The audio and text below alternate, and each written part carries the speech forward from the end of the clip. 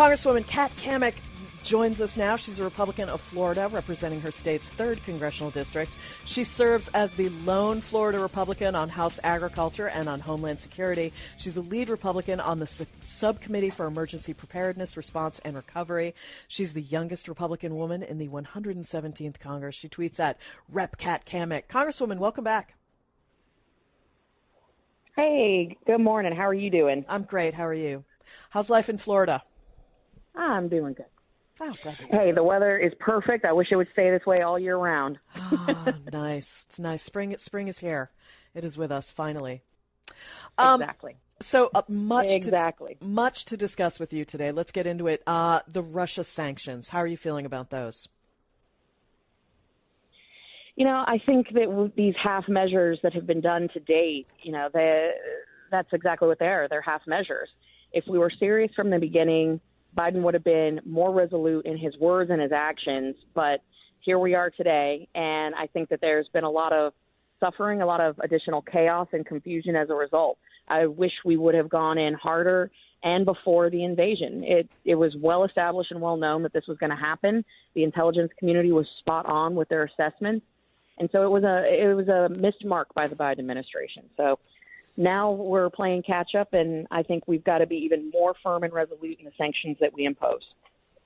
I noticed today that the Pentagon is going to dramatically expand the scope of weapons it's providing Ukraine. The Pentagon is now looking to send helicopters that can be equipped to attack Russian vehicles, armored Humvees, and a range of other arms, about $750 million. Do you think that's a move in the right direction?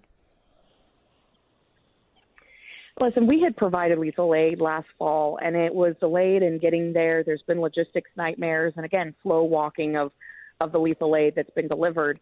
I don't have much hopes moving forward. Several of my colleagues have been out to Poland here in the recent days, and they've said that the response from the Biden administration has been a disaster. So I don't think it's a question or an issue of volume. It's the administration's will and capability to get the necessary arms out to the drop points. Mm-hmm. But if I may, we're paying a lot of attention to what's happening in Ukraine, which is without a doubt the most horrific thing we've seen in a long time. But we've got about 18,000 people a day potentially coming across our southwest border, some of whom are individuals who are on the International Terrorist Watch List. We are paying a lot of attention to things happening overseas and ignoring the fact that we're not doing our job here at home. So I'd love for that attention from the State Department, from the Department of Defense, from Homeland Security to be focused on what's happening on our southwest border. Great point. And now from your perch on Homeland Security, what can you tell us about cyber threats? Well, even if Russia had not invaded Ukraine, the headlines every single day would be the cyber war that they are engaging in. It is something that we've never seen, but it's not getting a lot of airtime. So I appreciate you mentioning that.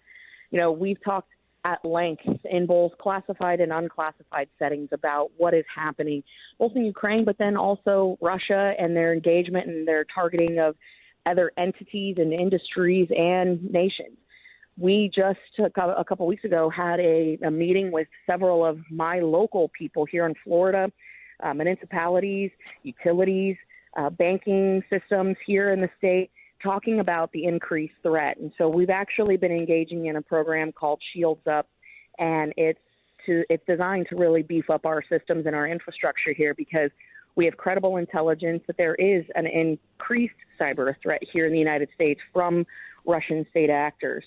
So that's a huge issue. But like I said, what we're seeing with regard to Russia and the Ukraine, that in itself would be frontline or front page news if there wasn't as much chaos and destruction right. and the attacks going on. And speaking of, since we're talking internationally, you were among a group of your Republican colleagues who sent a letter to Secretary Blinken about Chinese support of North Korea. What do you feel they should be doing? Well, they're skirting. They're skirting so many of the sanctions North Korea is by their taking advantage of their relationship with China. That is one way that they have been enabled and emboldened to continue to do the things that they do. Not only are there horrific crimes against humanity taking place in North Korea, but they're allowed to do so because they have a partner in China. And just as Russia is now cozying up to China, and they're really tying the two economies and governments together, it's something that we need to be mindful of, that our sanctions only work when they're in concert with partners. And China has never been a good partner. They continue to subvert the rule of law. And this is a real threat when you think about the capabilities that North Korea is continuing to develop, including ICBMs, and there has been zero consequence for them. That's why we sent that letter, and we're going to continue to put pressure on the administration to hold China accountable. Now, being back in Florida, among your constituency, I imagine you're hearing about inflation. Oh, yes. Yes, I actually was just driving this morning and stopped to get gas. It was $4.49 a gallon for me. My husband drives a truck. It's over $5 for diesel.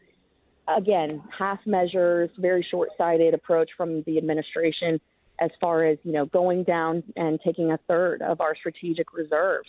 That's very dangerous from a national security standpoint. But when you look at my district, for example, we have a lot of folks on fixed incomes, retirees, seniors. You're starting to see people make decisions between gas and groceries. And, of course, fuel costs are impacting every aspect of our economy and the supply chain. So with that, of course, you're seeing food prices go up. I'm actually standing on the sidewalk looking at a grocery store right across the street. You're seeing, I'll give you a perfect example. My husband said, a pub sub, a Publix sub, which they're infamous for their subs. Normally they're $7. They're now over $11. And it's because the cost of everything is going through the roof. It's not just fuel. It's also fertilizer, which is, I think, disproportionately hitting your district. Yes. Absolutely. And when you think about this, the basics, and of course, no one goes through their day unless you're a farmer or a rancher or a processor thinking about fertilizer prices. But here's what's crazy. You've got Russia and Belarus. They produce the lion's share of potash, which is a critical input for our food production. Nitrogen and phosphate, huge inputs in the fertilizer world for our food supply. We have strangled these industries to death, the government has, and that in turn has forced us to rely on overseas markets to get these from. Well, China suspended their exports. Russia and Belarus are engaged in a war. So now you're seeing fertilizer being squeezed. Most people buy a year in advance. So the threat now comes, we have a tsunami coming. Fertilizer's done for this year. You can't source it for next year, which means people aren't going to plant. And with Russia invading Ukraine is the breadbasket of the world. They export the lion's share of their wheat to the Middle East. The last time there was a wheat shortage because of an issue in Ukraine, we were given the Arab Spring and the Muslim Brotherhood came to power. We're going to see food prices here at home going through the roof, shortages potentially happening as soon as this fall and winter, and then you're going to see more destabilization around the globe. And it's because of a lack of leadership here in the United States, because of half measures rather than a resolute, firm answer to getting our gas prices under control. And I'll even tell you this. Last week, we stood on the House floor, and the Democrats shot down our energy independence bill for the fifth time. They're so hell-bent on this Green New Deal energy plan that they won't even look underneath our feet for the domestic reserves that we have here when it comes to our minerals or our fuel. It's really a mess, and we, the American people, are paying for it. So if Republicans gain control of the House next year, as expected, what is going to be on your agenda? I think we will take the House in probably the biggest ways that we've seen in over 100 years. I do feel very confident that conservatives will win, not just the House, but the Senate as well. And I think what it's going to be is, one, an agenda that is rooted around accountability. I think American people, I know I certainly am, sick and tired of the double standard that exists for the political elites and well-connected, and then the everyday folks like me and my husband. So we're going to be absolutely investigating and holding people accountable for all of the wrongs that have been committed here in the last few years. The other thing is having a workable agenda that we will get across the finish line in the first few quarters of 2023. That's going to be about more freedom, making sure that the mandates are gone and done away with, making sure that we're bringing gas prices down, making sure that we're securing the southern border, getting our remaining Americans out of Afghanistan, These are the things that we're going to be focused on, because it's not just about the House and the Senate. We can put things on Biden's desk all day long. Who won't sign them? The thing that we need to tee up for is the presidential race in 24, which is going to be, I think, the big turning point in our nation's history. How so? I think we're at that crossroads where you see the policies of big government and pushing towards a socialist utopia where government dictates your life. Are you going to get a job, or if so, you have to get the jab?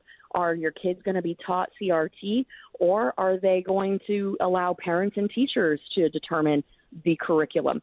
It's really an agenda of big government versus little government. Are you for America, or are you for socialism?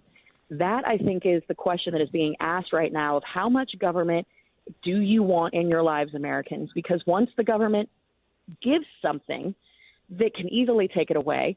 And so we need to get back to, I believe, the core principles that our Constitution clearly lays out, because this is a country, in my opinion, of equal opportunity, not equal outcome. And I think 2024 is going to be really rooted in that. Are we a country of equal opportunity or equal outcome? And whatever happens in that election, if we stick with Biden for another term, I think we're going to lose that opportunity that we are known for in that American ideal. Congresswoman Kat Cammack is a Republican of Florida, representing her state's 3rd congressional district. You can find her on Twitter at @RepCatCammack. Thank you so much for joining me. Hey, thank you so much. Have a great rest of the week. You too.